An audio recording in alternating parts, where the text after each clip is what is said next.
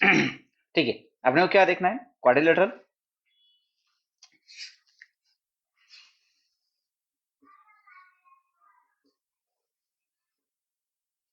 ठीक है, अपना क्वाड्रिलेटरल है बच्चा।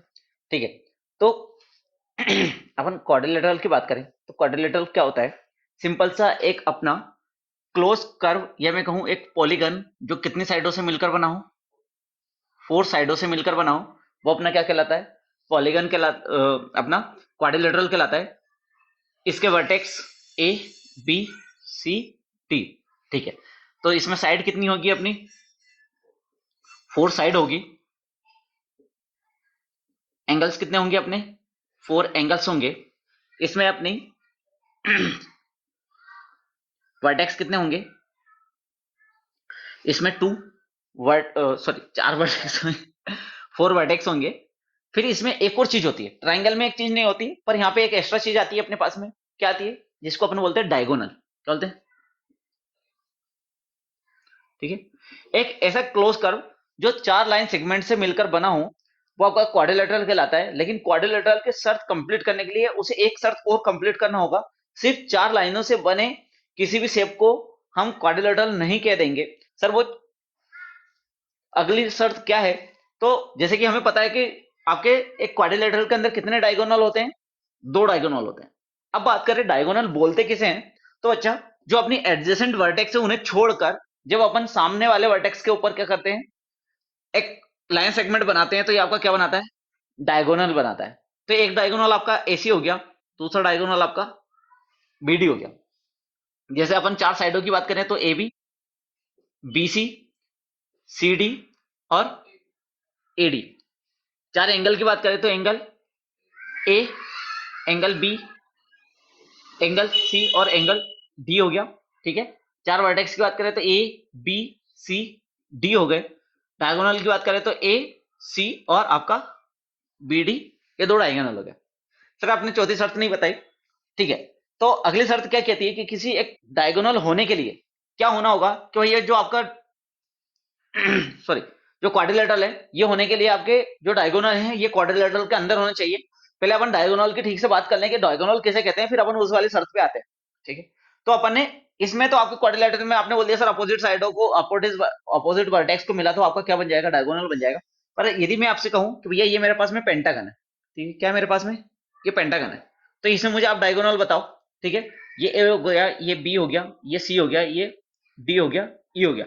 अब मेरी बात सुनो, जब आप किसी भी एक पॉलीगन को नाम देते हो, तो इसको नाम देते समय याद रखना कि आपको किसी एक सीक्वेंस से चलना है, ए बी सी डी ई। आप ये एंटी क्लॉकवाइज जाना चाहते हो, एंटी क्लॉकवाइज चले जाओ।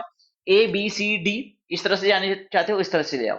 पर कभी आप ये नहीं करोगे कि ए सी डी बी और इसको ये दे दिया, मतलब कि कहीं पर भी कुछ भी नाम नहीं लिखोगे। आपको किसी ना किसी सीक्वेंस से जाना है। आप क्लॉकवाइज जाना चाहते हो, क्लॉकवाइज जा सकते हो, आप एंटी क्लॉकवाइज जाना चाहते हो, एंटी क्लॉकवाइज जा सकते हो।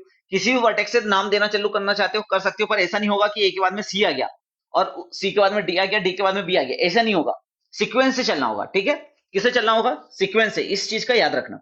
ठीक है, आपको सीक्वेंस से चलना है, ए बी सी डी ई। फिर आप एंटी क्लॉकवाइज लिखना चाहो एंटी क्लॉकवाइज नाम लिख सकते हो, आप क्लॉकवाइज लिखना चाहते हो क्लॉकवाइज लिख सकते हो, आप ए इसे देना चाहते हो तो ए यहां से चालू कर सकते हो, A B C D, A B C D आप जैसे करना चाहते हो, पर आप एक सीक्वेंस नहीं तोड़ोगे। ठीक है, अब यहाँ पे अपन वर्टेक्स डायगोनल की बात करें बच्चा, तो डायगोनल अपने एडजेसेंट वर्टेक्स को छोड़कर बाकी सभी वर्टेक्स को मिलाने वाली जो लाइन सेगमेंट होती है वो आपका डायगोनल कहलाती है। जैसे कि अपन यहाँ पे डायगोनल देखे तो अपना एक डायगोनल क्या हो जाएगा, ये एक डायगोनल हो जाएगा एसी। फिर एक डायगोनल अपना बीडी हो जाएगा। बी और ई अपने एडजेसेंट वर्टेक्स से इन्हें छोड़ दिया तो ये 2 डायगोनल बन गए। ठीक है, बी से अपन डायगोनल बनाते हैं, ए और सी को छोड़कर जो भी वर्टेक्स आपको दिखे उन्हें क्या करो, मिला दो, तो ये आपके 2 डायगोनल बन गए। सी पे जाओ, बी और डी को छोड़कर दोनों वर्टेक्स को मिला दो, तो सी से ई को मिला दो। सी से ए तो पहले से ही मिला हुआ है। डी पर गए, ई और सी को छोड़कर दोनों वर्टेक्स को मिला दो, तो ए पहले से मिला हुआ है, बी पहले से मिला हुआ है। इसका मतलब कि इसमें आपके कितने डायगोनल हो गए, 5 हो गए।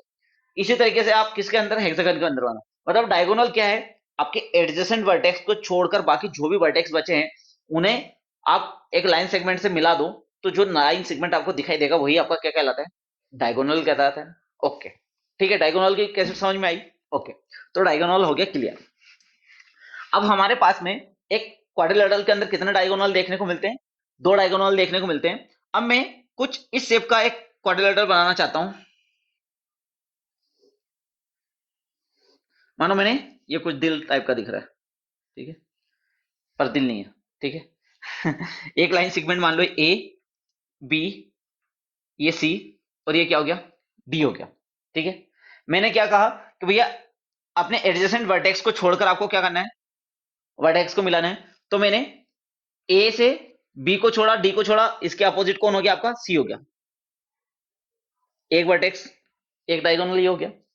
अब डी से यदि मैं बी से बनाऊं तो सी और ए को छोड़कर किसे मिलाऊंगा, डी को। अब मेरी बात सुनो, ये डायगोनल तो आपका कहां है, क्वाड्रिलेटरल के अंदर है, पर ये कहां है, बाहर है। यदि आपका डायगोनल क्वाड्रिलेटरल के बाहर आ गया तो वो क्वाड्रिलेटरल की कैटेगरीज में नहीं आएगा। किसी पॉलीगन के बाहर यदि आपका डायगोनल आ गया है तो वो आपके क्वाड्रिलेटरल के अंदर नहीं आएगा, इसे अपन क्वाड्रिलेटरल नहीं बोलेंगे, ये क्वाड्रिलेटरल नहीं है। तो ये क्वाड्रिलेटरल कौन है, ये जिसके डायगोनल का है, अंदर है। इस बात का ख्याल रखना, ठीक है। अब कभी भी सिर्फ ऐसा नहीं है कि सर जिसकी भी चार लाइन है वो उसको अपन ने क्वाड्रिलेटरल बोल दिया। क्वाड्रिलेटरल बोलने के लिए एक और एक्स्ट्रा शर्त है सर, कि जो आपके डायगोनल होंगे वो क्वाड्रिलेटरल के अंदर आने चाहिए, क्वाड्रिलेटरल के बाहर नहीं आने चाहिए, ठीक है। ओके, हमें समझ में आ गया सर, ये चीज हो गई, ठीक है। एक क्वाड्रिलेटरल के अंदर चार साइडें होती हैं, चार एंगल होते हैं, चार वर्टेक्स होते हैं, और चार दो डायगोनल होते हैं, ठीक है। ओके, अब अच्छा हमें क्या होता है, यदि मैं बात करूं सम ऑफ एंगल सम प्रॉपर्टी की, किसकी, एंगल सम प्रॉपर्टी की, सम एंगल सम प्रॉपर्टी हमें क्या कहती है, जैसे हमने ट्राइंगल के अंदर पढ़ा था, तो ये कोई ट्राइंगल है, उसके अंदर की जो एंगलों का सम होता है वो कितना होता है, 180 होता है। हम यहाँ पे बोलते हैं जो यहाँ पे चारों एंगल है, angle A plus angle B plus angle C plus angle D जो होता है वो कितना होता है, 360 होता है, ठीक है। कितना होता है, 360 होता है। यदि आपको इसको देखना है तो अपन इस तरह से देख सकते हैं कि भैया ये मेरा डायगोनल है, मेरा क्वाड्रिलेटरल है, मैंने एक डायगोनल बनाया, तो आपके यहाँ पे दो ट्राइंगल बन रहे हैं, एक ये बन रहा है, एक ये बन रहा है। इसके तीनों एंगलों का सम कितना होगा, 180 होगा, इसके तीनों एंगलों का सम कितना होगा, 180 होगा, और 180 और 180 आपका कितना हो गया, 360 हो गया। तो इस चीज से आप प्रूव कर सकते हो कि सर एक क्वाड्रिलेटरल के सभी एंगलों का सम कितना होता है, 360 होता है। यदि मैंने पेंटागन बोल दिया, आपको क्या बोल दिया, एक पेंटागन बना दिया, और मैं आपसे इससे पूछूं कि इसके एंगलों का सम कितना होता है, तो बता पाओगे। अरे देखो मेरी बात सुनो, जब भी लाइन सेगमेंट से, अब आपने ट्राइंगल बहुत अच्छे से पढ़ लिया, ट्राइंगल आपने एक बार पढ़ लिया ना तो आप सब बता सकते हो। जब भी आपको लाइन सेगमेंट से बना हुआ फिगर दिखे, क्या करो, ट्राइंगलों में ब्रेक कर दो। किस में कर दो, ट्राइंगल में ब्रेक। सर कैसे कर सकते हैं, डायगोनल बना दो, एक ये डायगोनल बना दिया, एक ये डायगोनल बने, एक ट्राइंगल, दो ट्राइंगल, तीन ट्राइंगल, 180 मल्टीप्लाई 3, तो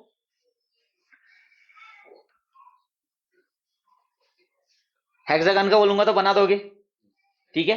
किसी में भी आप हेक्सागन से आपको पूछा है, ठीक है।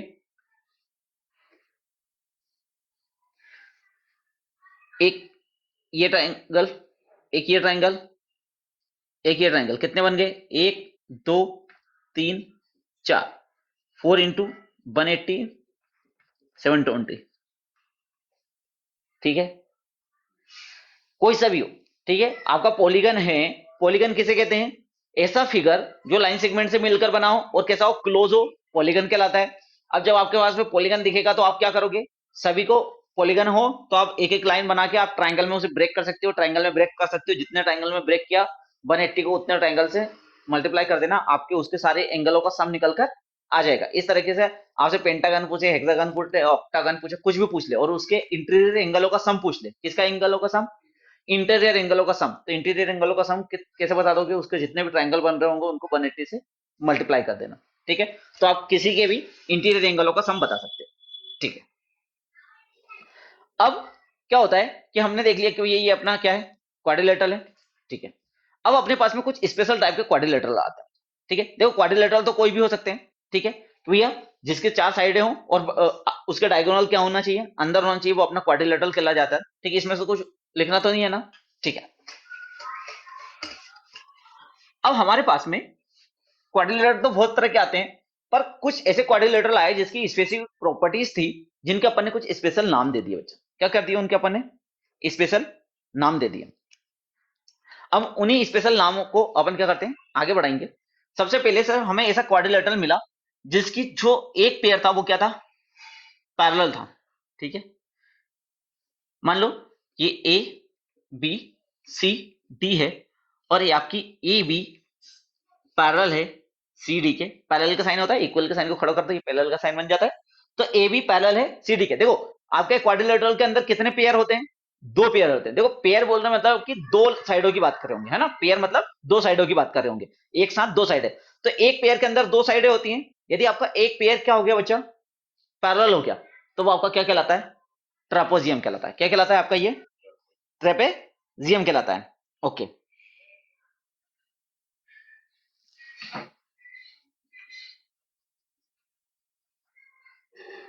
ये आपका ट्रेपेजियम हो गया।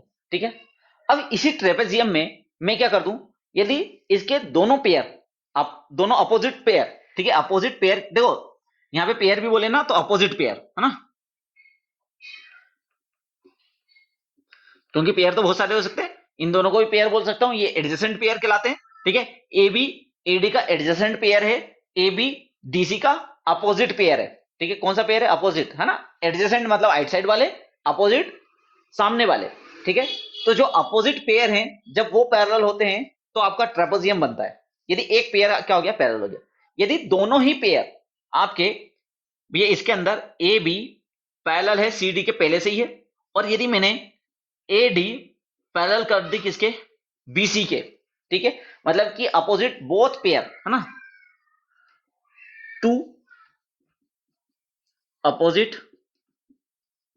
Pair are parallel. यदि two opposite pair are parallel हो गए तो ये अपना क्या कहलाता है बच्चा? पैरेललोग्राम कहलाता है। ठीक है, क्या कहलाता है? पैरेललोग्राम कहलाता है। ठीक है, तो भैया जो अपोजिट पेयर है वो क्या हो गए? पैरेलल हो गए। ठीक है, कि अपोजिट पेयर आपके क्या हो गए? ए बी सी डी, ये क्या हो गए? पैरेलल हो गए।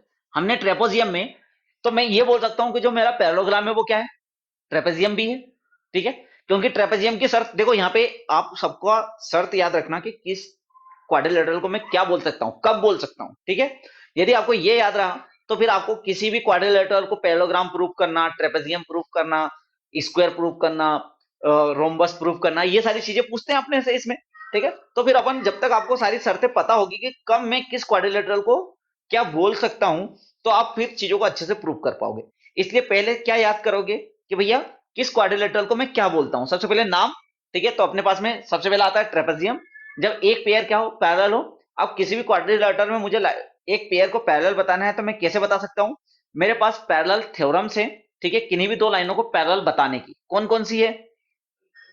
कि भाई यदि मेरा ये दो लाइनें हैं और मैं इन्हें प्रूव करना चाहता हूं कि ये क्या है? पैरेलल है, तो मैं कैसे प्रूव करूंगा? कि भैया एक ट्रांसवर्सल बनाऊंगा और इसके अल्टरनेटिव इंटीरियर एंगल क्या हो गए? सेम हो गए, कि एंगल 1 इक्वल हो जाए एंगल 2 के। तो क्या हो गया आपका? ये दोनों लाइन क्या हो जाएंगी? पैरेलल हो जाएंगी।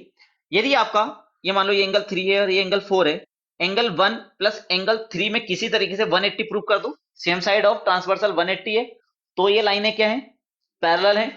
यहाँ पे और भी कोई एंगल है और करस्पॉन्डिंग एंगल इक्वल हो गए। ये तीन तरीके होते हैं किसी भी लाइनों को क्या बताना? पैरेलल बताने के, जिसमें से दो सबसे ज्यादा आपको यूज आते हैं। सेम साइड ऑफ ट्रांसवर्सल का सम 180 यदि आपने बता दिया तो दोनों को पैरेलल बता सकते हो, और अल्टरनेटिव इंटीरियर एंगल आपने क्या बता दिए? इक्वल बता दिए, तो ये आपका क्या हो जाएगा? पैरेलल लाइन हो जाएगी, है ना? ये दो थ्योरम का अपन सबसे ज्यादा यूज करते हैं। थर्ड भी होती है, थर्ड होती है करस्पॉन्डिंग एंगल। तो करस्पॉन्डिंग एंगल अपने को यहाँ पे ज्यादा काम आते नहीं है। करस्पॉन्डिंग एंगल इक्वल होते हैं तब भी लाइनें क्या होती है? पैरेलल होती है। पर सबसे ज्यादा दो थ्योरम लगेंगी, इनको हमेशा याद रखना। जब भी कोई चीज आपको पैरेलल, कोई भी क्वाड्रिलेटरल है, पैरेललोग्राम नहीं बोला है, सिर्फ क्वाड्रिलेटरल बोला है, उस क्वाड्रिलेटरल को पैरेललोग्राम बताना है, उस क्वाड्रिलेटरल को रेक्टेंगल बताना है, स्क्वायर बताना है, रोम्बस बताना है। सबसे पहला काम रहेगा किन्हीं भी दो साइडों को क्या बताना? पैरेलल बताना। ठीक है, यदि आपने दो पेयरों को, अपोजिट पेयरों को क्या बता दिया? पैरेलल बता दिया, तो सबसे पहले आप उसे पैरेललोग्राम बता पाओगे, और पैरेललोग्राम बता पाओगे तभी आप बाकी की चीजें बता पाओगे, क्योंकि हम इसी पैरेललोग्राम से अब अलग अलग चीजें बता रहे हैं। ठीक है, ये हो गया आपका ठीक है, देखो मैं पैरेललोग्राम पूरा पूरा नहीं लिखूंगा, ये पैरेलल लिख के डबल लाइन खींच दूंगा तो पैरेललोग्राम है, या फिर मैं पैरेलल जीएम, है ना, पैरेलल लाइन खींच के जीएम लिख देंगे तो ये पैरेललोग्राम बन जाएगा। ठीक है, अब इस पैरेललोग्राम के यदि मैं एक एंगल, कितना एंगल, वन एंगल कितना कर दूं, 90 डिग्री कर, तो मेरा ये क्या बन जाएगा,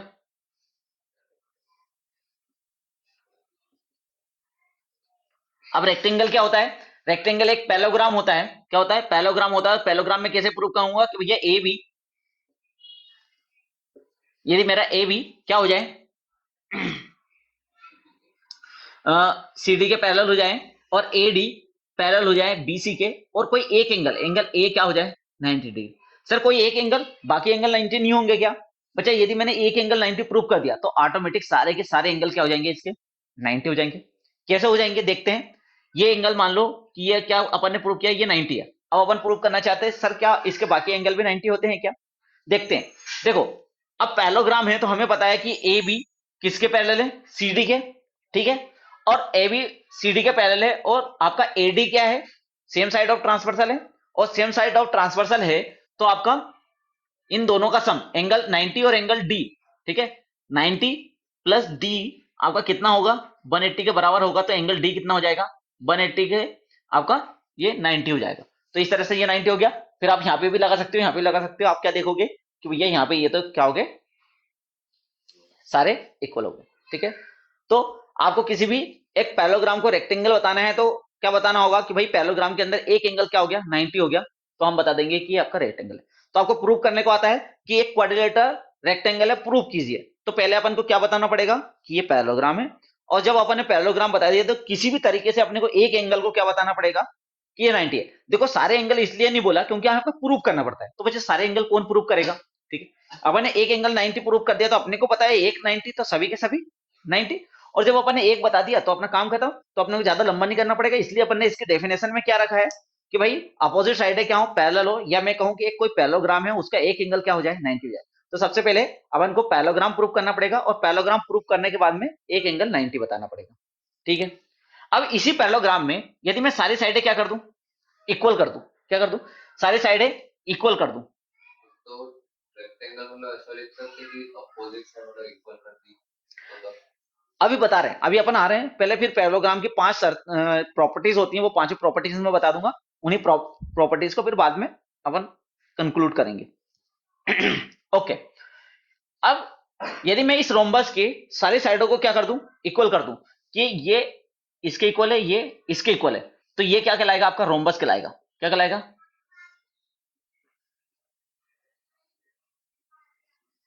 क्या कहलाएगा, रोम्बस कहलाएगा। मतलब कि अब आपको किसी क्वाड्रिलेटरल को रोम्बस प्रूव करना है तो क्या करना पड़ेगा, सबसे पहले तो उसे पैरेललोग्राम प्रूव करना पड़ेगा, और पैरेललोग्राम प्रूव कर दोगे तो फिर आप उसकी सारी साइडों को क्या कर दो, इक्वल प्रूव कर दो, ठीक है। तो वो क्या हो जाएगा, रोम्बस कहलाएगा। क्या कहला जाएगा, रोम्बस कहला जाएगा। अब इस रोम्बस में यदि मैं एक एंगल 90 प्रूव कर दूं, क्या प्रूव कर दूं, एक एंगल 90 प्रूव कर दूं, तो ये मेरा क्या बन जाएगा, स्क्वायर बन जाएगा, ठीक है।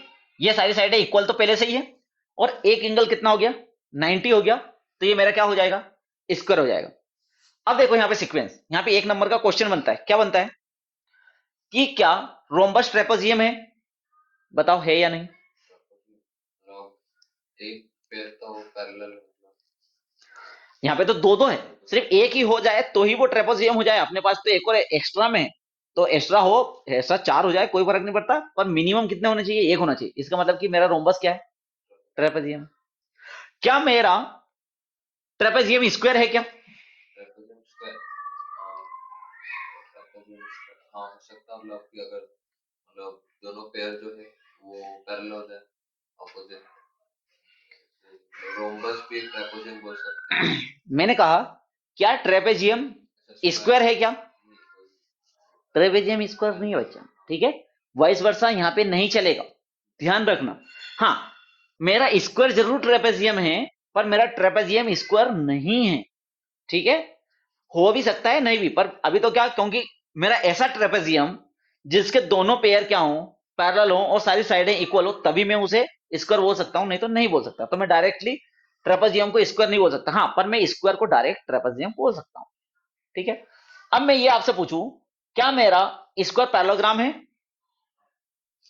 क्योंकि भाई अपोजिट पेयर क्या है? पैरेलल। बस पैरेललोग्राम की क्या शर्त है? एक ही शर्त है, अपोजिट पेयर क्या हो?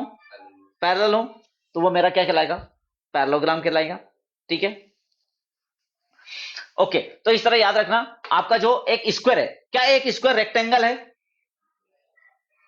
क्यों? एक स्क्वायर रेक्टेंगल मतलब कि उसकी अपोजिट साइड, सारी साइड इक्वल है, रेक्टेंगल की अपोजिट साइड मतलब नहीं, अपन ने देखो साइड इक्वल की तो बात की नहीं है, अपन ने बात की है रेक्टेंगल होने की शर्त क्या है? कि अपोजिट पेयर क्या हो? पैरेलल हो और एक एंगल 90 हो। तो स्क्वायर में है, तो मतलब कि एक स्क्वायर रेक्टेंगल है। पर एक रेक्टेंगल स्क्वायर नहीं है, क्योंकि स्क्वायर की एक और एक्स्ट्रा शर्त है कि सारी साइडें इक्वल होनी चाहिए। इस चीज को समझना है ना, यहां से एक ऑब्जेक्टिव बनता है, बहुत ही अच्छा ऑब्जेक्टिव बनता है। ठीक है, तो कंफ्यूज नहीं होना, एकदम क्लियर क्रिस्टल रखो कि जो आपका स्क्वायर है, ये एक रोम्बस भी है, ये एक रेक्टेंगल भी है, ये एक पैलोग्राम भी है, ये एक ट्रेपेजियम भी है। आपका रोम्बस एक पैलोग्राम भी है और एक ट्रेपेजियम भी है, पर रेक्टेंगल और स्क्वायर नहीं है। आपका रेक्टेंगल एक पैलोग्राम है, एक ट्रेपेजियम है, पर ये ना तो रोम्बस है और ना ही स्क्वायर है। आपका जो पैलोग्राम है वो रेक्टेंगल नहीं हो सकता। ठीक है, क्योंकि रेक्टेंगल, आपका रेक्टेंगल पैलोग्राम है, पर पैलोग्राम रेक्टेंगल नहीं है। ठीक है, आपका पैलोग्राम एक ट्रेपेजियम जरूर है। ठीक है, तो इन चीजों को आप अच्छे से एक बार देख लेना। ओके, तो समझ में आ गया, अपना ट्रेपेजियम आया। एक अपोजिट पेयर यदि पैरेलल है तो आपका क्वाड्रिलेटरल पैरेललोग्राम ट्रेपेजियम है। ट्रेपेजियम की यदि दोनों ही अपोजिट पेयर क्या हो जाए? पैरेलल हो जाए, तो वो आपका पैरेललोग्राम बन जाएगा। यदि आपके पैरेललोग्राम का अपन एक एंगल 90 कर दे तो रेक्टेंगल बन जाएगा। यदि अपन पैरेललोग्राम के सारी साइडें इक्वल कर दे तो रोम्बस बन जाएगा। रोम्बस में एक एंगल अपन क्या कर दे? 90 कर दे तो स्क्वायर बन जाएगा। ठीक है, ये हो गई पहली बात। ओके, अब कोई चीज पैरेललोग्राम होती है तो उससे अपने को फायदा क्या होता है, आइए उसके बारे में बात करते हैं। ठीक है, यदि अपने पास में क्या हो जाए, ये शर्तें सारी कल मैं पूछूंगा आपसे। ठीक है, कि मुझे एक स्क्वायर बताना है, किसी क्वाड्रिलेटरल को स्क्वायर बताना है, तो मैं कैसे बता सकता हूं? तो आप क्या बताओगे? सर, हमें बताना होगा कि वो एक पैरेललोग्राम है, और पैरेललोग्राम होने के साथ में उसकी सारी साइडें इक्वल है, और इक्वल होने के साथ में उसका एक एंगल क्या है? 90 है। मतलब कि स्क्वायर बताने के लिए आपको तीन चीजें बतानी पड़ेगी। ध्यान रखना, आपको रेक्टेंगल प्रूव करना है तो सिर्फ दो ही चीजें बतानी पड़ेगी। एक तो पैरेलल साइड है पैरेललोग्राम, और पैरेललोग्राम में एक एंगल 90 डिग्री। आपको रोम्बस बताना है तब भी आपको सिर्फ दो ही चीजें बतानी है। पहले तो पैरेललोग्राम प्रूव करना होगा, मतलब कि अपोजिट पेयर पैरेलल हो और सारी साइडें इक्वल हो जाए, तो आपका वो क्या बन जाएगा? रोम्बस बन जाएगा। आपको स्क्वायर बताने के लिए तीन शर्तें बतानी पड़ेगी। पहले तो पैरेललोग्राम प्रूव करो, पैरेललोग्राम प्रूव करने के बाद में सारी साइडें इक्वल करो, और सारी साइडें इक्वल करने के बाद में उसका एक एंगल 90 बताओ। ठीक है, ये बेस है। देखो सारे क्वेश्चन यही रहेंगे कि एक कोई क्वाड्रिलेटर दे देगा तो उसको रोम्बस प्रूव करो, उसको स्क्वायर प्रूव करो, उसको रेक्टेंगल प्रूव करो, कुछ भी इनमें से कुछ प्रूव करने का बोलेगा। कोई एक रेक्टेंगल दे देगा, उसको स्क्वायर प्रूव करो, एक रोम्बस दे देगा, उसको स्क्वायर प्रूव करो। ठीक है, इस तरह की शर्तें रहेंगी। देखो पहले यदि स्क्वायर दे दिया तो रोम्बस प्रूव करने को नहीं बोलेगा, क्योंकि एक स्क्वायर रोम्बस होता है। ठीक है, यदि आपको रेक्टेंगल दे दिया है तो पैरेललोग्राम प्रूव करने की नहीं बोलेगा, क्योंकि रेक्टेंगल एक पैरेललोग्राम होता है। और रेक्टेंगल दिया है तो कभी भी उसको रोम्बस प्रूव करने का नहीं बोलेगा, क्योंकि रेक्टेंगल में एक एंगल 90 होता है, रोम्बस में एक एंगल 90 नहीं होता। तो रेक्टेंगल से रोम्बस कभी प्रूफ नहीं किया जा सकता। हाँ, एक रेक्टेंगल से स्क्वायर जरूर प्रूफ किया जा सकता है, यदि मैं सारी साइडों को क्या बता दूं? इक्वल बता दूं। तो ये चीज समझ पा रहे हो?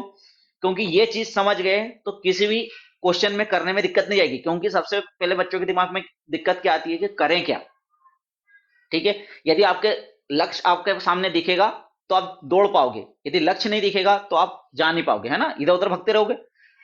आपको सटीक जानकारी रहेगी कि आपको प्रूफ क्या करना है, तो फिर क्वेश्चन फटाफट बनेंगे। क्योंकि करना कुछ नहीं है, कॉन्ग्रुएंसी ही मैक्सिमम टाइम आपको प्रूफ करनी होगी, और कॉन्ग्रुएंसी प्रूफ करना अपन बहुत अच्छे से सीख चुके हैं।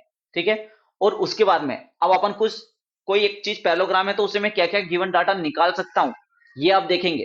ठीक है, कि कोई एक रेक्टेंगल है तो अपने पास में क्या क्या उससे गिवन डाटा होता है, उससे फिर अपन क्या करेंगे, बाकी जो भी चीज पूछी रहेगी वो चीजें प्रूव कर देंगे किसी तरीके से, क्या करके अपने पास में अलग अलग थ्योरम्स आएंगी। अभी अपन अलग अलग थ्योरम्स पढ़ेंगे, और थ्योरम में अपन देखेंगे कि भैया कि किसी चीज से अपन किस तरह के बता सकते हैं, ठीक है। तो एक स्क्वायर रोम्बस हो सकता है। एक स्क्वायर 100% रोम्बस हो सकता है, ठीक है। एक स्क्वायर 100% एक रोम्बस होता ही है, ठीक है। पर रोम्बस स्क्वायर नहीं होता है, ठीक है, जब तक कि उसका एक एंगल 90 ना हो जाए। तो मेरे अब ये सर तो बोली नहीं है कि उसका एक एंगल 90 है, सिर्फ हमसे ये पूछा क्या रोम्बस स्क्वायर है, नहीं है। क्या स्क्वायर रोम्बस है? 100% है, ठीक है, क्योंकि रोम्बस की शर्त दो ही है कि भैया एक तो पेयर पैरेलल होना चाहिए, अपोजिट दोनों पेयर पैरेलल होना चाहिए, और सारी साइड इक्वल होनी चाहिए, जो कि स्क्वायर के अंदर दोनों ही फुलफिल हो रही है। 90 डिग्री एक्स्ट्रा है, ठीक है, तो इसको एक्स्ट्रा में पढ़े रहे तो एक्स्ट्रा चीजें कभी कोई दुख नहीं देती है, ठीक है। अपन ने ज्यादा पढ़ लिया, कभी दिक्कत होगी क्या? नहीं। कम पढ़ेंगे तो 100% दिक्कत होगी, ज्यादा पढ़ने से कभी दिक्कत नहीं होती। ओके, अब अपने पास में एक पैलोग्राम है बच्चों, ठीक है। तो पैलोग्राम में क्या चीजें होती हैं? एक पैलोग्राम जब अपने पास में दिया हुआ है तो इससे अपने पास में क्या क्या इंफॉर्मेशन रहती है, आइए देखते हैं। A, B, C, T. सबसे पहले आपने यदि पैराग्राम शब्द सुना तो पहली चीज आप लिखोगे A B parallel to D C and A D parallel to B C, ठीक है। कि भाई जो आपका पैरेललोग्राम होता है तो पैरेललोग्राम के अंदर आपकी अपोजिट्स जो पेयर होते हैं वो क्या होते हैं? अपोजिट साइड है पैरेलल होती है, पहली शर्त, ठीक है। पैरेललोग्राम शब्द से मुझे ये समझ में आता है। फिर पैराग्राम शब्द से दूसरी चीज समझ में आती है जो अपोजिट साइडें होती हैं, ए बी इक्वल होगी डीसी के, देखो सीडी बोलू या डीसी बोलू एक ही शब्द है ना, सीडी के, और एडी इक्वल है बीसी के, ठीक है। दूसरी बात प्रूफ होती है, ओके। तीसरी, पैराग्राम के अपोजिट एंगल क्या होते हैं? इक्वल होते हैं। एंगल ए इक्वल है एंगल सी के, और एंगल डी इक्वल है एंगल बी के, ठीक है। तीसरी बात होगी, जो मैंने पैलोग्राम शब्द सुना उससे मैंने तीन चीजें निकाल दी। Fourth,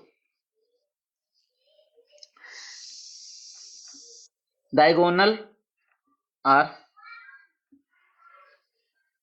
bisector. डायगोनल जो होते हैं इसके एक दूसरे को क्या करते हैं बच्चा?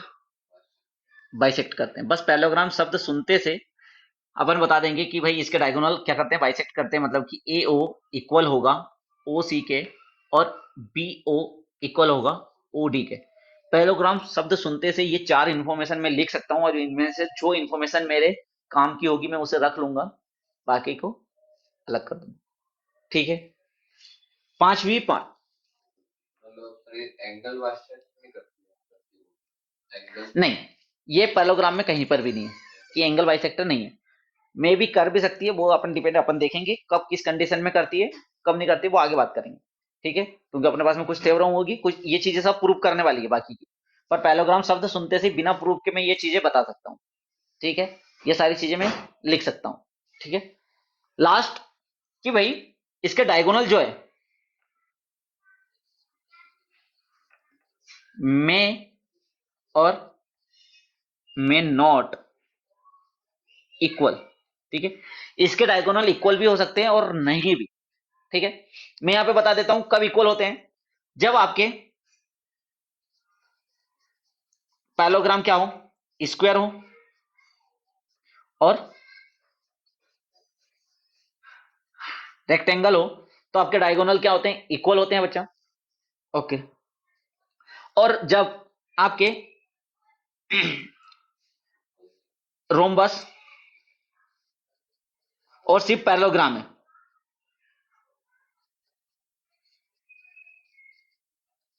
तो ये इक्वल नहीं होते, नॉट इक्वल।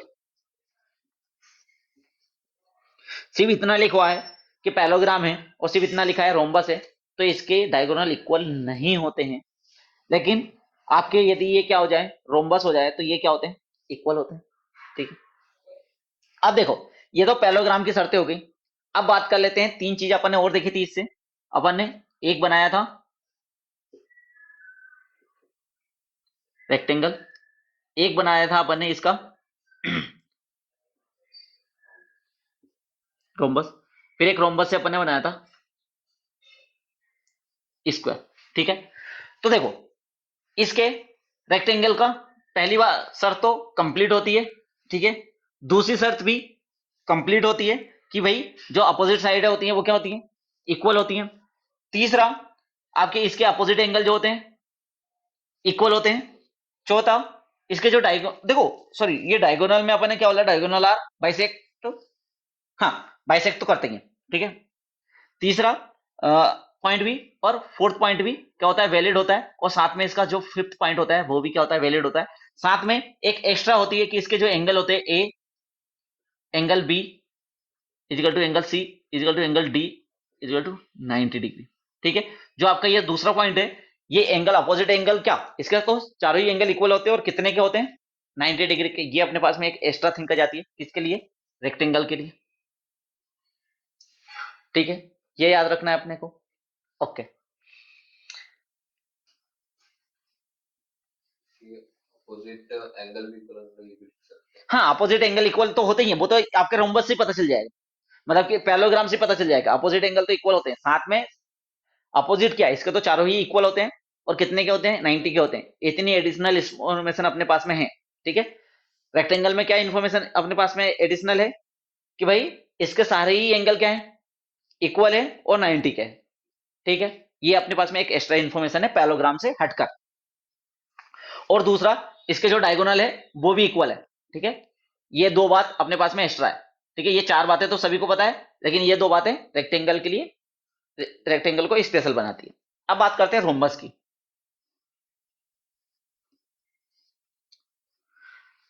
अब रोम्बस में भाई पहली अपोजिट पेयर क्या होते हैं, पैरेलल होते हैं, इक्वल। अपोजिट साइड है इक्वल, यहां तक कि अपन बोलेंगे कि A B equal to B C plus C D equal C D equal A D, सभी के सभी क्या होते हैं, इक्वल होते हैं। एक और एडिशनल इन्फॉर्मेशन है अपने पास में, है ना, टू के साथ में एडिशनल इन्फॉर्मेशन क्या है कि सारी ही इक्वल है, असल में दो नहीं, ठीक है। तीसरा, अपोजिट एंगल इक्वल होते हैं, ठीक है। सिर्फ अपोजिट एंगल इक्वल होते हैं, सारे एंगल नहीं होते, सिर्फ अपोजिट इक्वल होते हैं। डायगोनल बाइसेक्ट करते हैं साथ में एट 90 डिग्री। इसके जो डायगोनल होते हैं आपके रोम्बस के, ठीक है, आपके रोम्बस के जो डायगोनल होंगे वो एक दूसरे को 90 डिग्री पर बाइसेक्ट करते हैं। कितने डिग्री पर, 90 डिग्री पर ही एक दूसरे को बाइसेक्ट करते हैं। ये एडिशनल इंफॉर्मेशन है अपने पास में यहाँ पे, ठीक है। एक तो क्या है कि भैया जो आपका रोम्बस है, ये भी सब चीजें प्रूव करेंगे, हर एक चीज प्रूव करनी है, पर मैं पहले से ही आपको इन्फॉर्मेशन दे दूं कि अपन ये धीरे धीरे इनको आगे यूज भी कर सकते हैं, ठीक है। जब मेन का एग्जाम होगा तब जरूरी नहीं है कि वो, ठीक है, प्रूव करने को देगा तब तो अपन प्रूव कर सकते हैं। यदि वो प्रूव करने को ना दे, सिर्फ अपने को क्या बोले ये रोम्बस है, तो ये सारी चीजें अपन यूज कर सकते हैं इस चीज में, है ना। फिर अपने को उसको प्रूव करके बताने की जरूरत नहीं है कि इसका डायगोनल 90 पे कट करते हैं, ठीक है। हाँ, पर अब उसने यही प्रूव करने को बोल दिया कि प्रूव कीजिए कि इसके डायगोनल जो है वो 90 पे बाइसेक्ट करते हैं, तो वो एक थिंक अलग हो जाएगी। और वो कैसे प्रूव करेंगे अभी देखेंगे। लेकिन ये नहीं बोलकर वो कोई एक रोम्बस दे देता है अपने को और प्रूफ बोलता है कि प्रूव कीजिए कि ये क्या है, आपका स्क्वायर है।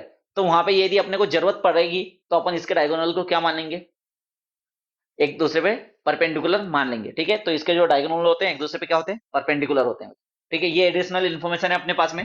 यहाँ पे भी दो एडिशनल इन्फॉर्मेशन आ गई। इसके डायगोनल इक्वल नहीं होते, ठीक है। आप देख रहे हो ये वाला बड़ा है, ये वाला छोटा है, आराम से देख सकते हो, ठीक है। तो इसके डायगोनल पांच, फिफ्थ वाला पॉइंट यहाँ पर वैलिड नहीं है, वो बात ठीक है है। हाँ बाइसेक्ट तो करते हैं, डायगोनल बाइसेक्ट करते हैं एट 90 डिग्री, है ना। ये मैं कहूं कि परपेंडिकुलर बाइसेक्टर होते हैं, इसके डायगोनल क्या होते हैं, परपेंडिकुलर बाइसेक्टर होते हैं, ओके। अब बात करें स्क्वायर की, किसकी, स्क्वायर की। तो स्क्वायर में अपन क्या बोलेंगे कि भाई ये अपना स्क्वायर हो गया, तो इसमें पैरेलल होती हैं, अपोजिट वर्टेक्स, अपोजिट साइडें क्या होती है, पैरेलल होती हैं। इसके अपोजिट साइडें इक्वल होती हैं, यहां तक कि सारी ही साइडें क्या होती हैं, इक्वल होती हैं। A B equal to B C equal to C D equal to A D. इसके बाद में इसके अपोजिट एंगल इक्वल होते हैं, यहां तक कि सारे ही एंगल क्या होते हैं, इक्वल होते हैं। Angle A equal to angle B is equal to angle C is equal to angle D होते हैं। इसके जो डायगोनल होते हैं, आप देखो ये रोम्बस है और रोम्बस के जो डायगोनल है एक दूसरे को परपेंडिकुलर बाइसेक्ट करते हैं। तो स्क्वायर तो पहले से ही रोम्बस है, मतलब कि इसके डायगोनल भी क्या करेंगे, एक दूसरे को परपेंडिकुलर एक दूसरे को बाइसेक्ट करेंगे, ठीक है। परपेंडिकुलर एक दूसरे को क्या करेंगे, बाइसेक्ट करेंगे, दोनों इक्वल है। और एक और कि भाई इसके डायगोनल क्या होंगे, फिफ्थ वाला पॉइंट,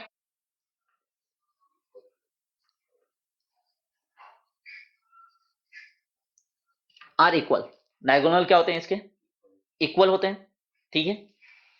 और चीज सुनो, इसके जो डायगोनल होते हैं ना, ये एंगल को बाइसेक्ट करते हैं बच्चा, ठीक है। अपोजिट एंगलों को क्या करते हैं, डायगोनल जो होते हैं, इसके जो डायगोनल होते हैं वो एंगल बाइसेक्टर भी होते हैं डायगोनल के, ये प्रूव करने को आएगा अपने को, ठीक है। और बाद में कभी भी, नाइन्थ के बाद में कभी भी आपको रोम्बस दिखे तो आप क्या यूज कर सकते हो, इसके एंगलों को बाइसेक्टर यूज कर सकते हो, साथ में स्क्वायर के भी, क्योंकि भाई स्क्वायर के रोम्बस की तो जो भी प्रॉपर्टी है वो हर एक प्रॉपर्टी स्क्वायर में लगेगी ही, ठीक है, ध्यान रखना। इसकी जो भी प्रॉपर्टी है हर एक स्क्वायर में लगेगी, तो जब इसके एंगल बाइसेक्ट करते हैं तो इसके भी क्या करेंगे, बाइसेक्ट करेंगे, ठीक है। और ये आपकी जो इन्फॉर्मेशन, बहुत सारे क्वेश्चन ऐसे हैं जिनको अपन प्रूव करेंगे, तो इन क्वेश्चनों को बाद में आप थ्योरम की तरह यूज कर सकते हो, या फिर जब आप अभी नाइन्थ में किसी जगह नहीं भी कर पाओगे, लेकिन टेंथ में और आगे जब भी आप मैथ्स पढ़ोगे तो वहां पर इन प्रॉपर्टी को धड़ल्ले से यूज कर सकते हो, ठीक है। जो बहुत सारे क्वेश्चन अपन प्रूव करेंगे ना, इन क्वेश्चनों को आप डायरेक्टली यूज करो, ठीक है, आगे की बड़ी क्लासों में, ठीक है। तो इसकी एक और इन्फॉर्मेशन है कि इसके जो एंगल होते हैं वो भी क्या होते हैं, डायगोनल बाइसेक्ट करते हैं इनके एंगल को भी, रोम्बस और स्क्वायर। रोम्बस और स्क्वायर के बस, ठीक है, रोम्बस और स्क्वायर के, इसके नहीं करते, ठीक है, ठीक है, ओके। चलिए, क्योंकि वहां पे आपको प्रूव करने को बोलेगा कि यदि इसके ये एक क्वाड्रिलेटरल है, ठीक है, या पैलोग्राम है, और इसके एंगल क्या करते हैं, बाइसेक्ट करते हैं, तो प्रूव कीजिए कि ये क्या है, रोम्बस है, ठीक है। इस तरह के अपने पास में क्वेश्चन आएंगे। तो ये अपने पास में सारी इंफॉर्मेशन हो गई, ठीक है, क्वाड्रिलेटरल से रिलेटेड, ठीक है।